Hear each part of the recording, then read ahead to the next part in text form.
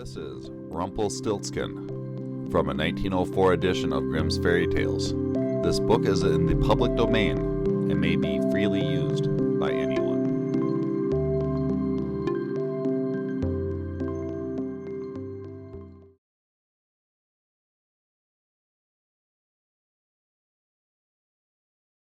Hello everyone, and welcome to another Fuzzy World reading collective. If you want to read along with us tonight, head on over to library.afuzzyworld.net.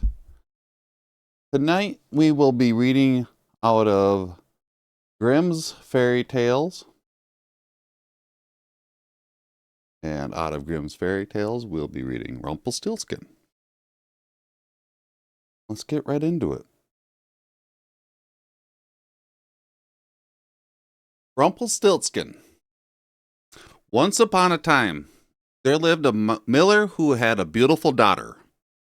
Now it happened that the miller had to visit the king's castle, and while he was going through the garden, he met the king face to face. The king, seeing the poor miller, spoke to him kindly, and the miller, who wished to be thought very rich, told the king that he had a daughter who could spin straw into gold. "Ah," said the king, "that is a great art, and I should like above all things to have your daughter come to the castle and spin for me." Then indeed the miller was afraid, but he had to do as the king ordered, and so the next day he brought his daughter to the castle.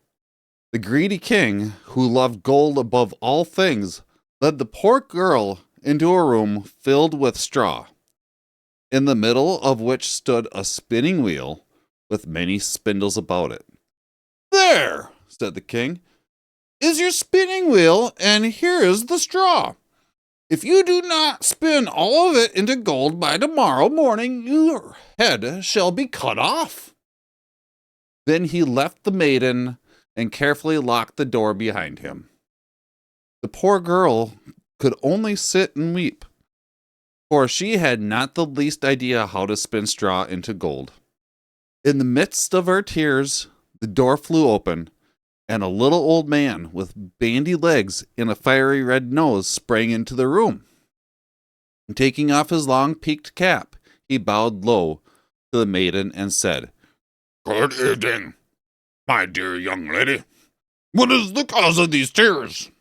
"Alas," answered the girl, "I am here by order of the king, who has told me that I must spin the straw into gold or lose my life." Then the mankin said, "What will you give me if I will spin it for you?" "This string of gold beads," answered the maiden. The little man took the beads, slipped them into his pocket, and sat down before the spinning wheel.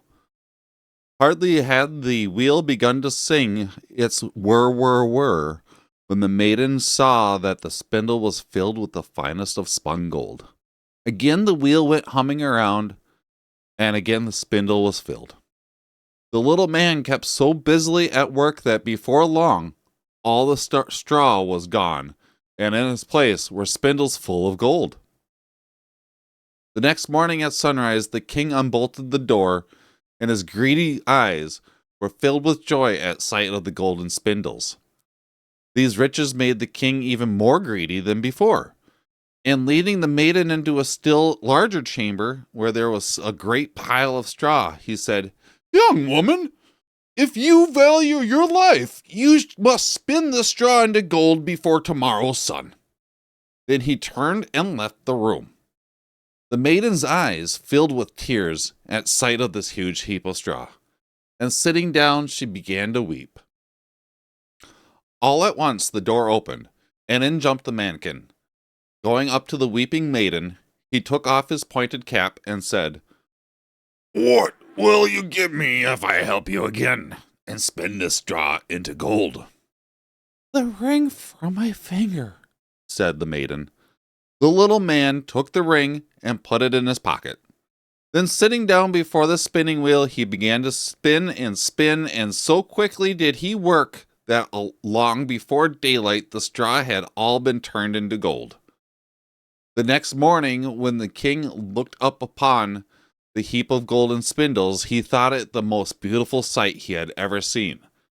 But the pile of gold only made him eager for more, and taking the maiden by the hand, he led her to a still larger chamber, quite full of straw indeed. There was hardly any room for the girl to sit with her spinning wheel. As the king was about to leave the room, he said to the maiden, "This straw you must also spin into gold before tomorrow's sun, or you shall die. But if you can do that task, I will marry you and make you queen over my whole kingdom." "For," thought the king, "though she is only a miller's daughter, yet with her spinning wheel she can make me the richest king in the world."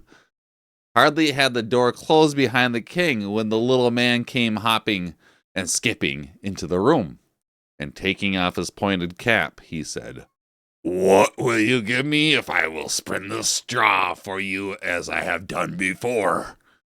"Alas," answered the maiden, "I have nothing more to give."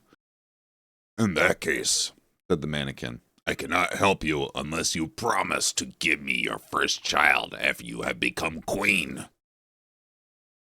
"Well," thought the maiden, "it is my only hope, and who knows what may happen." So she gave her promise to the little man. Then the mannequin sat down at the spinning wheel, and soon as the wheel began to whirl, and the spindles were filled with gold. When the king opened the door the next morning and saw the beautiful maiden sitting in the midst of the golden spindles, he was very glad to keep his promise. And the poor miller's daughter became queen over the whole kingdom. About a year afterward, a beautiful little prince was born in the castle. The queen had forgotten all about her promise to the little man, until one evening he came into the room and asked her to give him her child. The queen was so filled with terror that she fell on her knees and begged the little man to take all the riches of the kingdom, but to leave her the child. "No," said the little man, "I will not do it. Something living will please me more than all the riches in the world."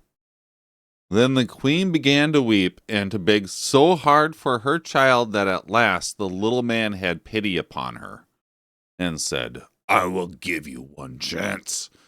If within 3 days you can guess my name, you shall keep your child." The queen lay awake that night, thinking of all the names she had ever heard. In the morning, men were sent to every part of the kingdom to write down the strangest names they could find. The next evening, the little man came again, and the queen began to call off to him all the names that she had found: Casper, Melchior, Bulgar, and many, many others. But at each one, the little man shook his head and said, "No, that is not my name." The second day, the queen had her servants go from house to house through the town and take down the name of every man, woman, and child. When the little man came in that evening, she had a long list of strange names to give him. "Perhaps your name is Cowribs, or Spindleshanks, or Lace Legs," she said. But he answered to each one, "No, that is not my name." On the third day, the men came back who had been sent over the kingdom to search for new names. The queen could get no help from them until at last one came who said, "I have not been able to find any new names, but on the side of a high mountain in the deep woods, I heard a fox wish good night to a rabbit.